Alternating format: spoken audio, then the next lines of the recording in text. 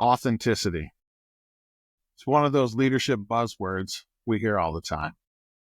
But what does it really mean? Is it about full transparency, showing vulnerability, leading with no filter? Or is there a fine balance between staying true to yourself and inspiring those around you? Welcome back to Wisdom, Whiskey, and Wit, the podcast where leadership gets distilled, wisdom is shared, and stories are worth savoring.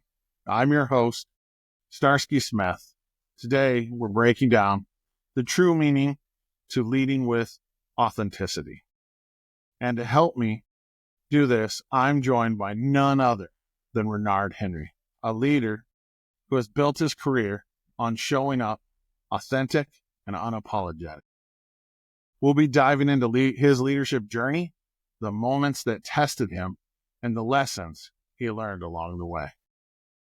And of course, because no great conversation happens without the right drink in hand, today we're pairing this discussion with Garrison Brothers Small Batch Bourbon, a whiskey that embodies boldness, craftsmanship, and stays true to what it stands for. If leadership had a flavor, this would be it. So grab a glass, get comfortable, and let's talk leadership.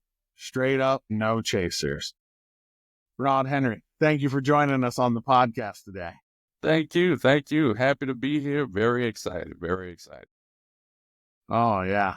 We've had some good conversations, along the way before this. And so, let's get ready with our guests. I believe you have the bottle over there that I sent you for the podcast. All right. Let's go ahead and mine was released in 2024. I got bottle number 84,403. I don't know what you got over there, but let me. The 20 over here. Let me show it to the camera. Yeah. Take your time. Take your time. Smells good. Smells good. It smells good. Yeah, pour myself a little glass here. Let me know when you're ready. Oh, yeah. Oh, I'm ready. See, I do a little dip mason jar. Yeah. Because you're from Texas. You're in Texas. Little mason jar. Yeah. No, that's good. That's good. I don't know. That's one of the better that's good. I've had. That's a good taste to it. Not bad.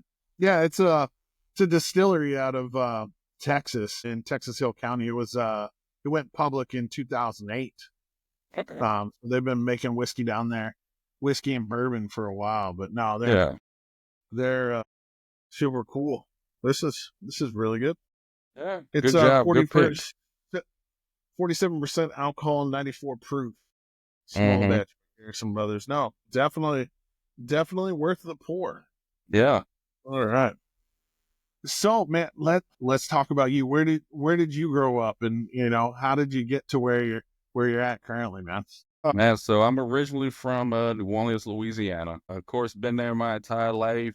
Grew up there with they always say it takes a village to basically take care of a child. So it was my mom, my grandmother, grandfather, my uncle all raised me.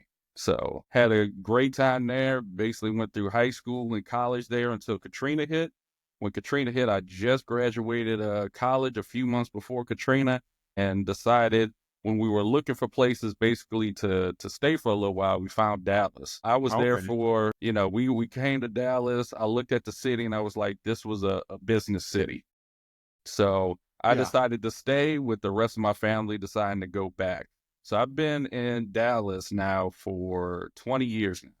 So about 20 years. This year will, of course, be another anniversary for Katrina. So it's been about 20 years. It's been great. When I got here, I started off at a healthcare company called Odyssey Healthcare. It was a hospice. So that was my very first job here. So in my career, I have been in several different industries in my career. So I went through healthcare. I went to a law firm after that, spent a year there. I say a law firm is very different. It's a very different feel at a law firm. I definitely say that. After that, I went to a construction company, were some great years. I have some long friends. I have a lot of friends there that I met in the construction company. It was called Lehigh Hanson at the time. Now it's called Heidelberg Materials. So they wound up switching their name. They're actually in Irving, Texas right now. So I still have a lot of friends that are still there. It was great. That's where I really got a chance to hone a lot of skills and start making the decision if I wanted to become a manager or, I wasn't a leader yet, just managing. I had a great manager that I worked with called Kent Pillip. He passed away years ago, but just seeing how his management style was, how he cared so much about everyone and wanted to see them do greater things even outside of the company made me say, man, I want to do what he does. I want to do what he does. So I was able to move up in my career, became a senior business analyst at the time, and started to manage a little bit. After that, I wound up going to a finance company. That's a Japanese finance company called Oryx USA. So, you had to go there in suit and tie every day. You had to make sure you were looking right every day. So that was a great company. I learned a lot there. Had a great, fantastic team. So I'll go back. Every team I done had has been fantastic for the most part. I've been lucky, to have a great team for them to allow me to lead them have always been great. But Oryx USA was great working at a finance company. After that, I wound up going to an online academic company called Academic Partnerships. They're called Rise Point now, but at the time they were called Academic Partnerships. So this happened around the pandemic. So I wound up Yeah. working Okay. there. So, a lot of people couldn't go to college. They couldn't, go to classes. So the online space became big boom during the pandemic. People had to still go to school, had to figure that out. So Academic Partnerships still thrived during the pandemic. So after that, working there, I was an IT service desk manager at that company. I wound up coming to Toyota Connected. Now, Toyota Connected, I will tell anybody, I always tell people, and I reference it as in football. I played college football. I thought it was great until I went to the NFL and found out everybody was the same speed as me. And that's what Toyota Connected was. Everybody's same speed, everybody's faster. So I had to do a lot of catch up in a sense. I had to understand the business overall and get up to speed where everyone else was. So going back a little bit, Toyota Connected, if a lot of people don't know, we are not a manufacturing company.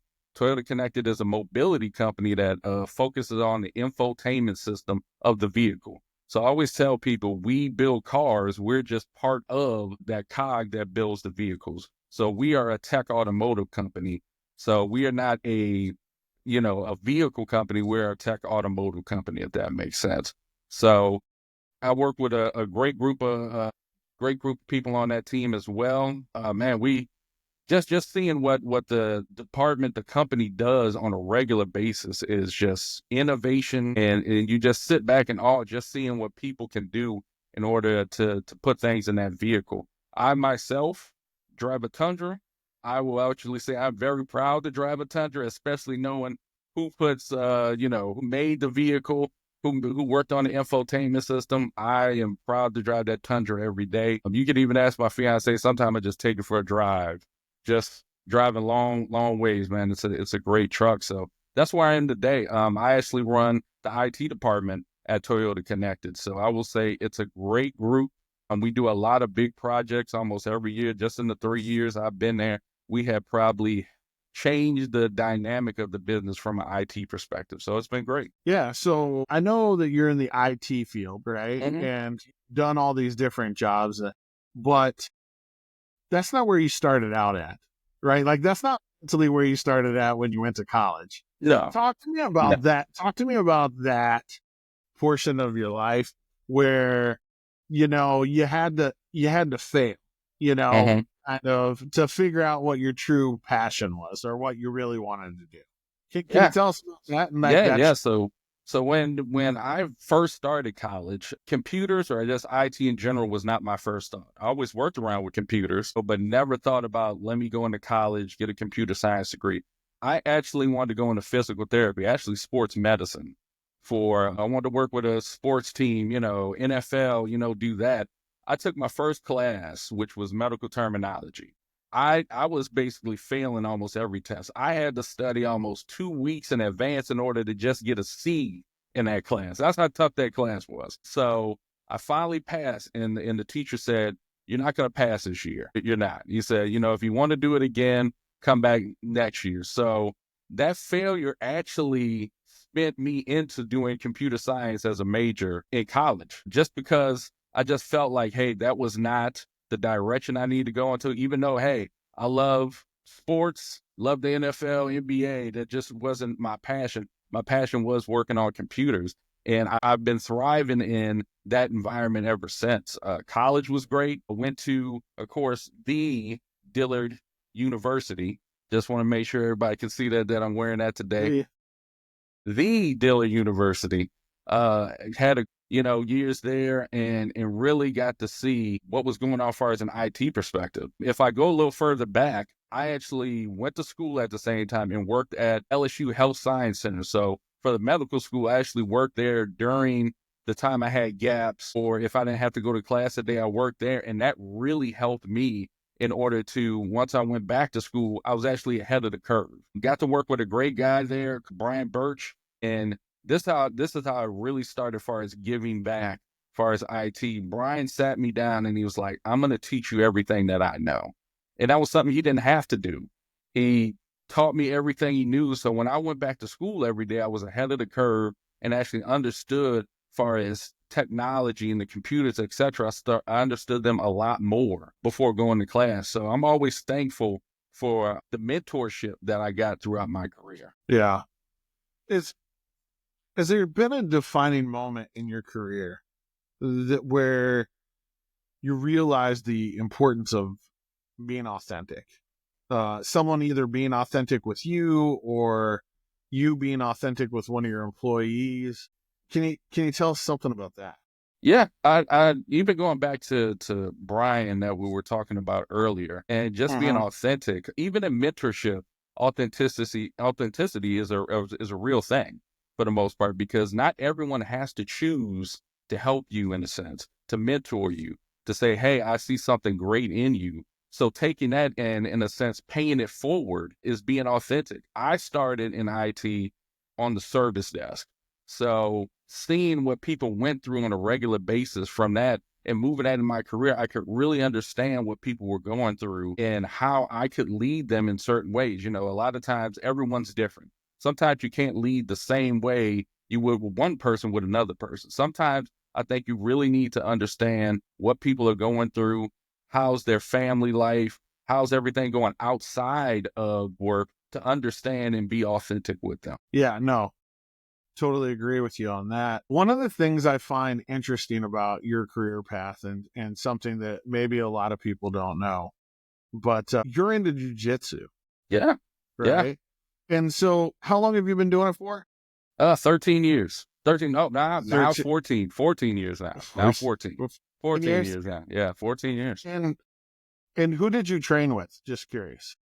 So when I first moved here, right now I'm at Carlos Machado Jiu-Jitsu under Mike Madeley. So that is my instructor, my black belt. So I received my black belt in 23. So just been a few years as a black belt, but 14 years, and I learned a lot. That also helps with being yourself, because you get to take away work and all your problems and just focus on training, and you also get to know everybody who's on the mat. You get to train with some people who are CEOs of companies, at the top, the executive level of their jobs, and just see what they do on a regular basis. But then you understand that people are just people at the end of the day, regardless of their title, regardless of how much money they make or where they work. People are just people. I've enjoyed jiu-jitsu. I get to pay it forward all the time, either if it's training or if it's teaching. I get to pay it forward every single time. I always want to see somebody do their best, do great, because it is hard work on the mats. It's not easy. Our jiu-jitsu is always called the gentle art, but it's not gentle at all. I can say I've had injuries. I've been hurt. I've actually trained most of my 14 years with a bad hip, for the most part, that I got in football. I had a football injury in high school, had surgery. It just got worse over time. So I trained most of my time with a bum hip, if you want to say, but learned a lot. I had to adjust the way I train, and until it just got so worse where I needed to have surgery. So the funny thing is, as soon as I got my black belt, a month later, I went right into surgery and had hip surgery right after that. Went right into hip surgery. Actually, in January, I made a year after hip surgery. And I mean, I might as well say I'm Renard 2.0 after that. I can do almost anything I couldn't do before. I'm a Peloton enthusiast. I couldn't ride a bike for 20 years. And now I'm on the bike every single day. So it's completely changed my life having that hip surgery. So I know when I was in the service, we did mixed martial arts and stuff like that. And so I remember going to the training, we were doing jiu-jitsu and stuff like that. And I remember I felt like I was a pretty tough guy. Right. And I think everybody kind of does that in the field that I was in, being in law enforcement, being in the military and stuff like that. But that first time you get choked out by somebody. Yeah. Yeah. Like, it humbles you extremely well. Yeah. Like, how can you relate some of those failures you had on the mat to, overcoming that with an opponent or anything like that into the business world? How does it better prepare you? So I always say the word calmness and darkness, if that makes sense. Being on the mat, like you said, jiu-jitsu will humble you very quickly. You'll get humbled. I remember when I first started, I went to do a tackle on somebody on the mat. I got choked out instantly.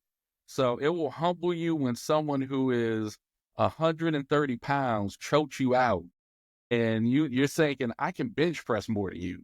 I can lift you up 10 times, and you get choked out by somebody who's 130 pounds. It'll humble you very quickly. So humility is another thing far as just being authentic. I think for me, jiu-jitsu has changed the way I lead people far as understanding what's going on even when it's chaotic. I'm very, very calm in chaos. I understand what's going on because I think in order for you to lead anybody, you're going to have to be calm. You're going to have to understand what's the end goal, how that's going to work, and not be frantic at the same time. Because, it can get very overwhelming, especially when there's a lot of fires going on, especially in IT, especially in a tech space, a lot of fires go on. So jiu-jitsu has taught me that, in a sense, be calm under pressure at all times.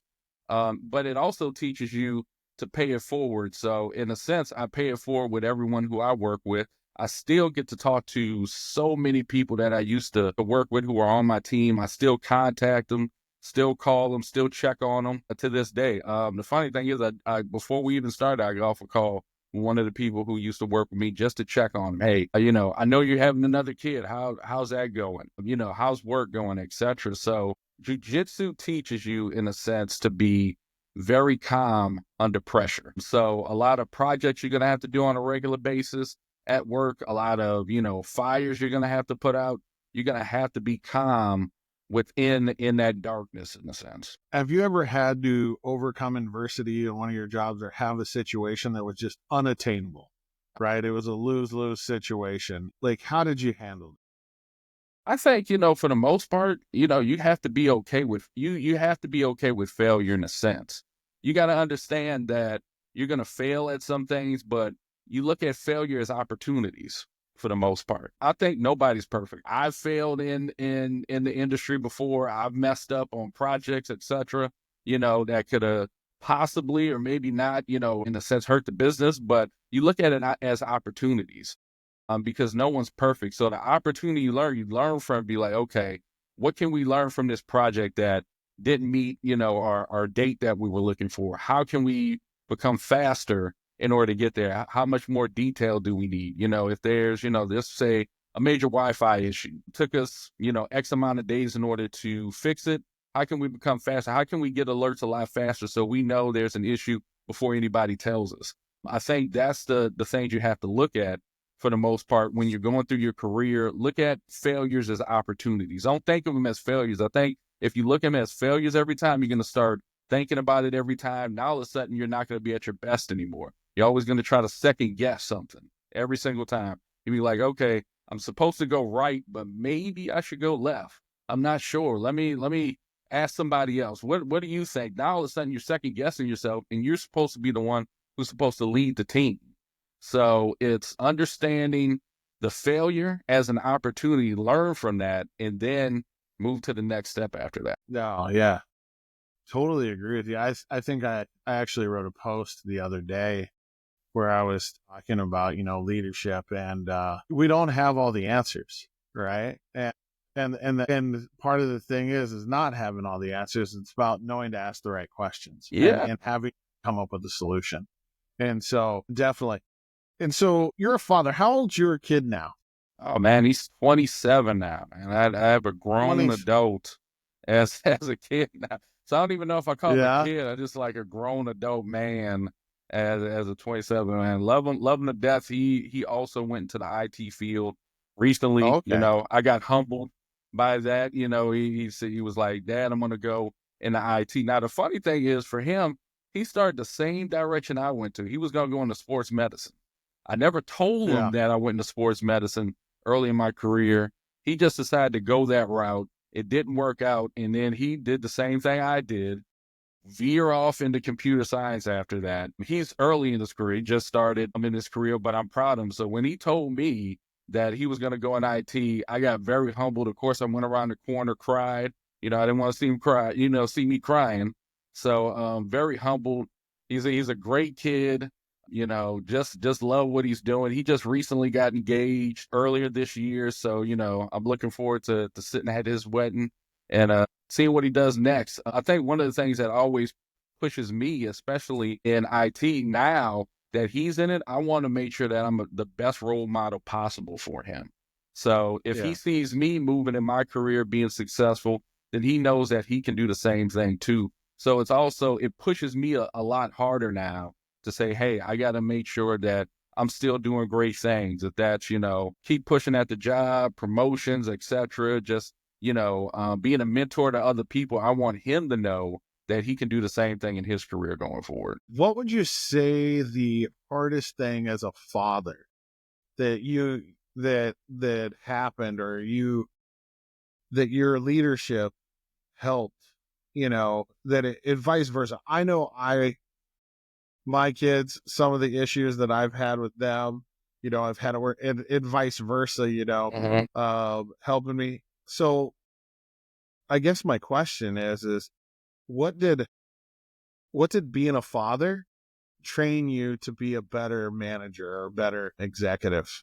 Man, like you say, a lot of empathy, being authentic. You even with your kids, you can't sugarcoat it with them in a sense. They get older, you can't sugarcoat it when you really have to have those conversations. So I think it's understanding people.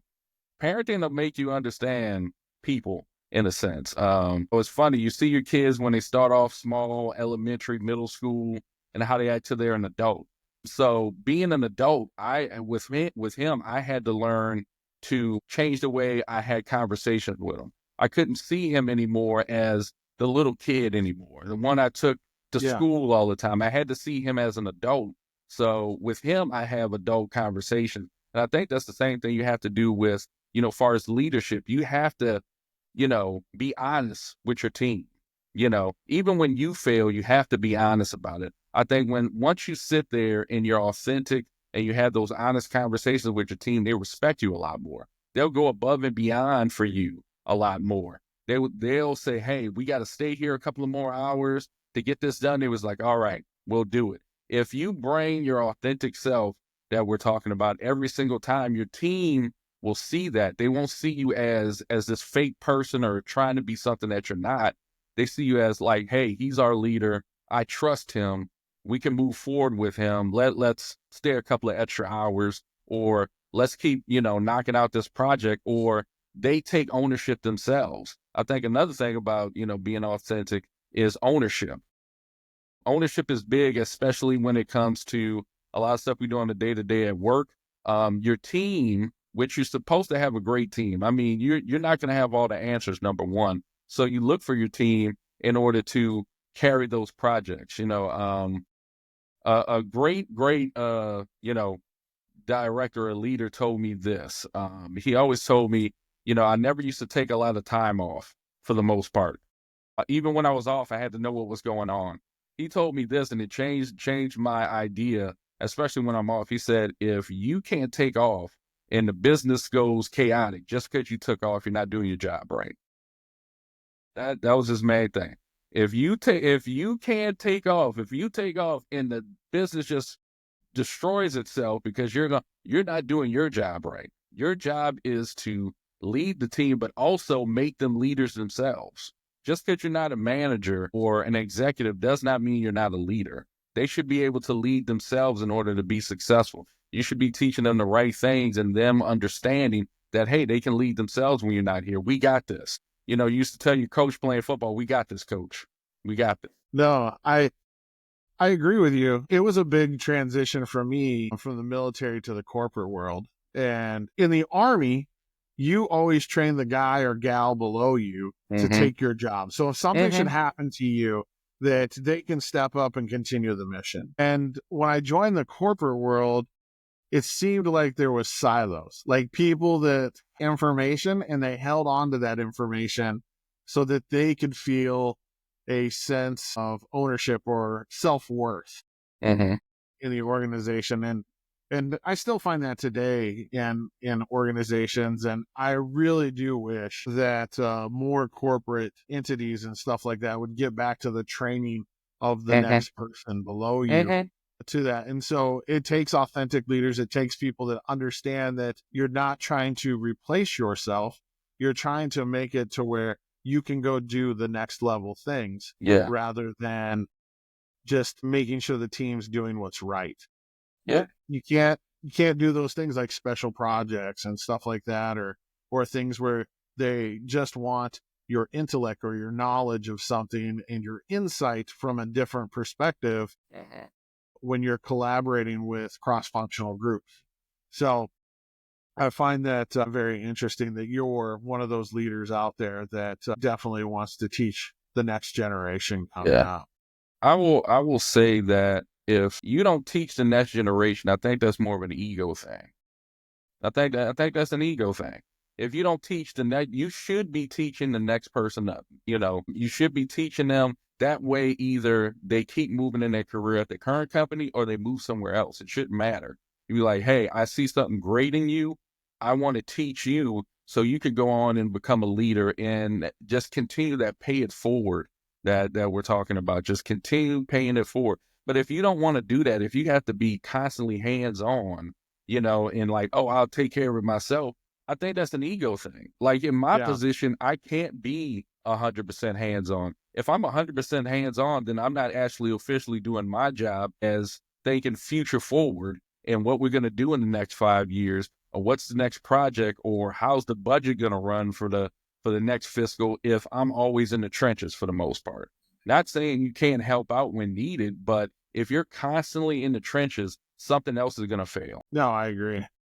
And so I think at one point in the interview we were talking, and you were talking about a mentor, and who is that guy? Explain a little more about the man that kind of puts you on your leadership path, because it takes a certain type of individual to make great leaders. I always laugh because I used to say in the Army, they used to always talk about this guy, the highest decorated World War II vet, Audie Murphy. And I told them that's great, but I want to know who his drill sergeant was, who made him that way. Right. And so who is the guy that made you the way that you are?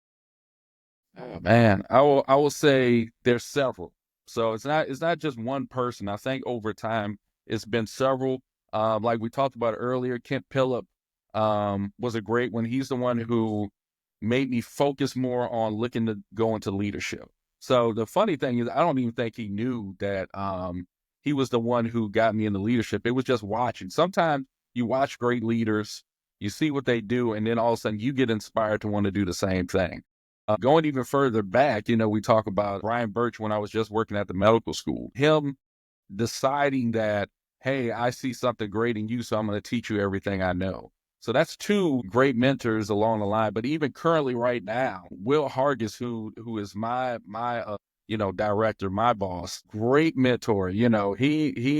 We've had many conversations, sat down, and he wants to see the best for people who work for him, just in general. Our one-on-ones are great. I mean, he knows what I'm trying to do in my career. So I give a lot to him as well. I tell him all the time, I said, you giving me the opportunity to grow a lot. I'm not the same person I was when I started off in IT. I'm not even the same person I was 3 years ago. I've been able to learn from some of I would say, the best leaders I've ever been around in IT. So anytime I'm like, I'm having these type of conversation, I always want to make sure that I call them out and let them know, even if they're not around, that they inspired me to become better, to become a better leader. And hopefully at the same time, in history, when my career is said and done, people will get to say the same thing about me. I agree. Yeah, I hope so too. But no, those are definitely people that you had along your pathway. My question for you is as we talk about authenticity and stuff like that, being the mentee and not the mentor sometimes. Do you find it easy to be authentic when you have your one-on-ones with your boss and stuff like that? So, like you said you did, but like you said, he understands where you want your career path to go. Is he supportive in that? Yeah. Like, because I always have conversations with my people, right? And I'm like, I know where you want to go. And sometimes it's not always here. You know what I'm saying? And I find sometimes that catches people off guard, right? And they're like, you're telling me to go somewhere. No, I'm not telling you to go somewhere else. I'm just saying, I'm saying, I'd love to keep you. Right? But like at some point, you're going to grow and you're going to want to spread your wings and do something bigger and better. And I'm there to support it. Do you feel that you've got that support through your career? Like that, that type of authenticity. Yeah. That you Yeah. can hey, I'm ready for the next level. Yeah. Yeah, I do. I'm lucky enough, which I know it's scary to have a honest conversation with someone that's your manager, whatever the situation is. It's difficult because you're worried that if you had that conversation, all of a sudden something bad's gonna happen. Like, oh man, he knows I'm trying to do X, Y, and Z, or she knows, so this might be my last day. Somehow that's gonna happen. So if because it was the same thing for me. So like when I sit down with the people on my team, I was like, let's have an honest conversation. Let's talk about what you really want to do. It's okay that it's not here. It's okay. Because there's certain situations where it's going to come, you're going to move in your career, and it's just not an opportunity for you to stay anymore. It is what it is. That's business. That's the way it is. Where you're trying to go might not be the same place, but my manager, Will Hargis, he definitely, we have very serious conversations about what I want to do in my career. He knows about a lot of personal development I'm doing for myself. And we have those conversations. He's like, okay, your end goal is this. You want to be a CTO, a CIO in your career. Well, let's put you on this path in order for you to get that experience. So when it's time for you to go, you're going to know that you're ready. Or if it's time for you to go to another part of the company, you know that you're ready. So he sat there. We've had those conversations. He's put me in a lot of great places where it's, I get out of my comfort zone. Sometimes it's the first, but it's been great so far. It's been great. So I think, if you have a leader or your manager or even yourself, that you can sit down and have an honest conversation about what you want to do in your career, and they understand, they know the environment and know that, hey, it might not be here, and that's okay. That's a great leader. That's somebody you want to have those conversations with. You want to talk about your career and where you want to go. I would say if anybody meets that type of person, get to know them. Definitely get someone that's going to help you get to the path in which you're on. So we met through Vertical Motion, right? With Tom Cox. What happened in your life that he was drawn to you or you were drawn to him? I'm just curious. And so, he always has this, I love Tom to death. And I'll tell you how it started. Of course, I always joke around, said my phone was listening to me one night. and all of a sudden Tom popped up in my Instagram feed. Kept Okay. popping up, so I started watching the videos. I was like, man, okay, I'm interested, So of course I friend him on Instagram, maybe a day or two. He winds up messaging me. We start having a conversation. At first I was still apprehensive because I say for every great community, for every great group, there's always 100 bad ones. 100 of them that are really not trying to do anything. It just might be just trying to do a cash grab at the same time. So we had a serious conversation. I will say I got enrolled after that. It's probably been one of the best things I've ever done. As far as being part of this community, what we get to learn on a regular basis, I can tell that being part of this community has made me a better leader. Taking what we've been learning on a regular basis, the calls we do every Tuesday, getting to know the community, like you and everybody else community, it's been a great overall experience. A lot of people have their own stories, but everybody's trying to get to that same position. I think, one of the things Tom's always talked about, which we have many conversations about this. I was one of those people who moved up pretty fast in my career for the most part. And then all of a sudden I got plateaued and I didn't know. I was like, how do you get to the executive level? I was like, I didn't know how to do it. I just thought you put your head down, you work real hard, someone's going to see you, and that's the way you move up. That's not the case. There is a lot more into getting to the executive level than just working hard and everything. You have to do a lot more work. Number one, you have to understand what's at that level. That's another thing. And you really do have to be an empathetic, authentic, person who's going to sit there, and people actually have to understand that you're the real deal and you can lead that part of the company at the same time. No, I agree. He's a great guy, and I love the community myself. Because not only do you learn from Tom and the team, but we just learn from each other. You know what I'm Yeah. saying?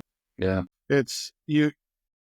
I get so much from not being in a bubble in my industry Yeah. of loss prevention, and just learn from the HR people, the guys that are shooting rockets into space.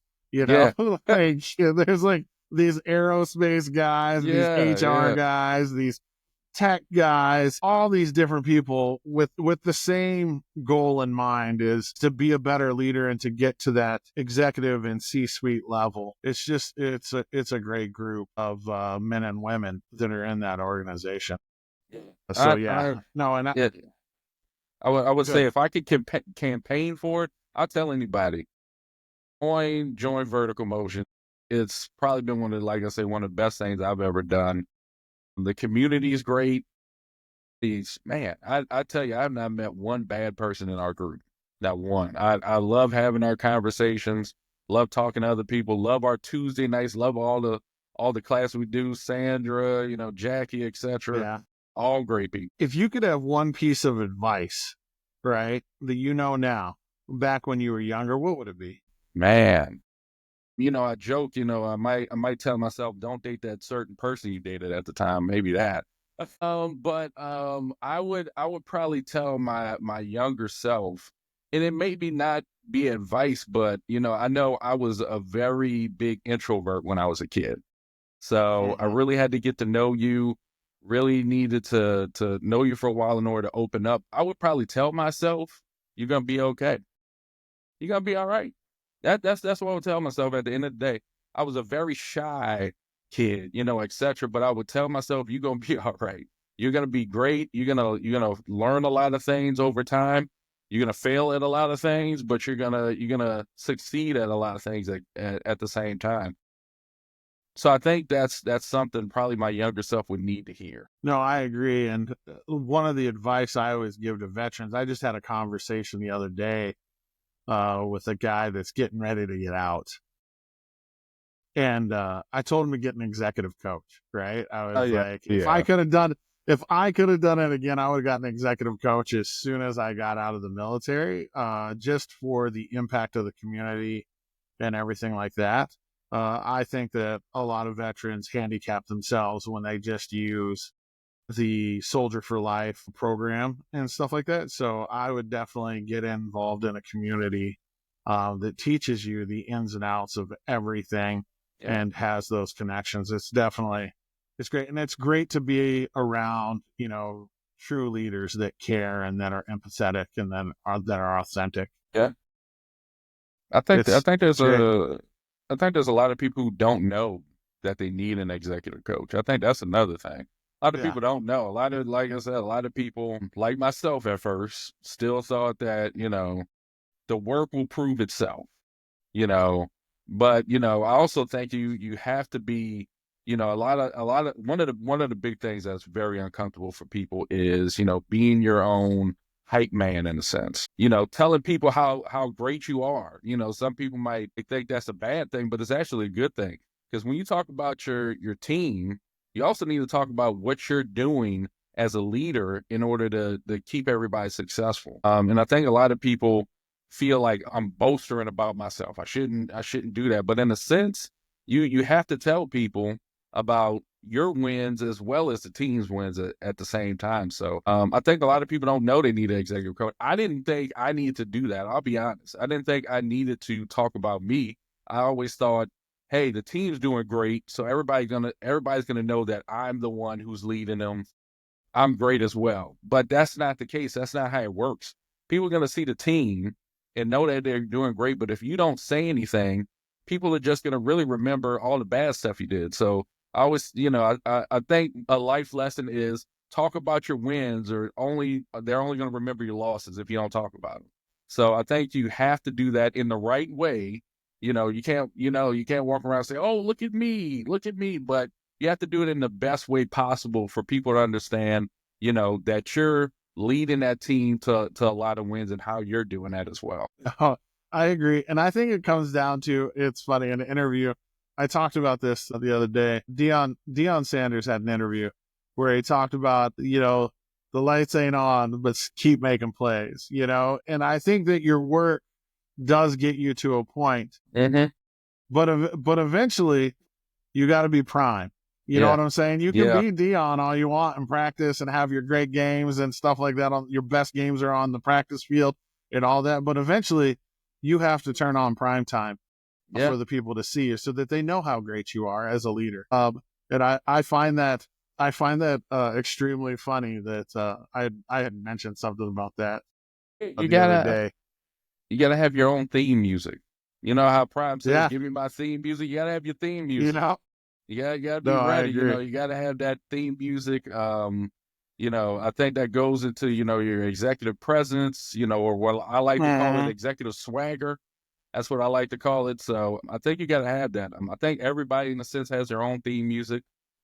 I'll turn the question to you. What's your theme music? I don't know if I have one. My own theme music. I'm gonna have to get back to you on that one. And I don't know if I probably got a bunch of songs, but I don't know. Maybe the Undertaker's entrance song. No, no, I don't know. That's a good question though. I should probably have an answer for that if anybody ever asks me again. Yeah. Yeah. Everybody has one. Oh, So what yeah. is my theme music? What's your That's a theme good one. music? You walk into that office, you getting ready. What's that mental theme music you got on? I'll tell you mine is actually, since we're talking about wrestling, Ric Flair, love it to death. Love him to death. Yeah, Styling, profiling, that's my theme music. So anytime I walk into the office, I mentally hear that theme music, yeah. hear him shout That's that. pretty funny. Yeah, that's my theme music. He was definitely a character. He was Yeah. definitely a character. Yeah. No, I agree. I agree. So in closing, man, like what do you have for the Wisdom Whiskey and Wit fans out there? What's your last piece of advice? Man, my last piece, I would say for anybody, be your true self, don't be fake in front of people. If it comes to work, be authentic. Understand that everybody has their own issues outside of work. So try to treat people the same way you want to be treated, because you never know what other people are going through. There's a lot of people who go through a lot of things outside of work before they can get to work and have to put on a face and make it through 8 to 10 hours, etc., through work.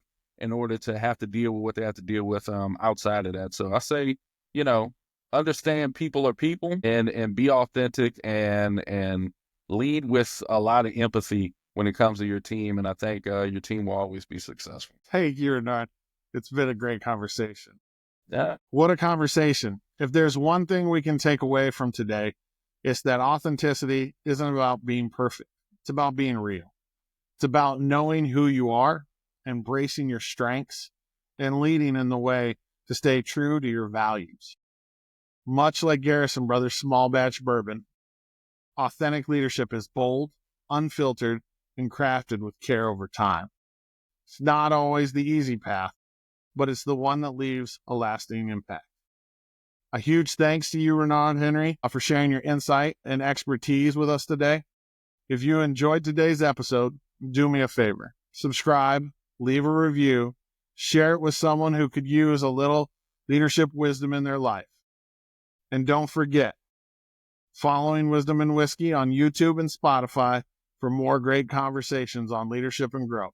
Until next time, pour yourself a drink, embrace who you are, and remember, leadership is distilled, wisdom is shared, and stories are always worth savoring. I'd like to close with everybody this in closing. The winner is just a loser that tried one more time. All right? So, keep it out there. Keep the glasses full, everybody. Have a good night.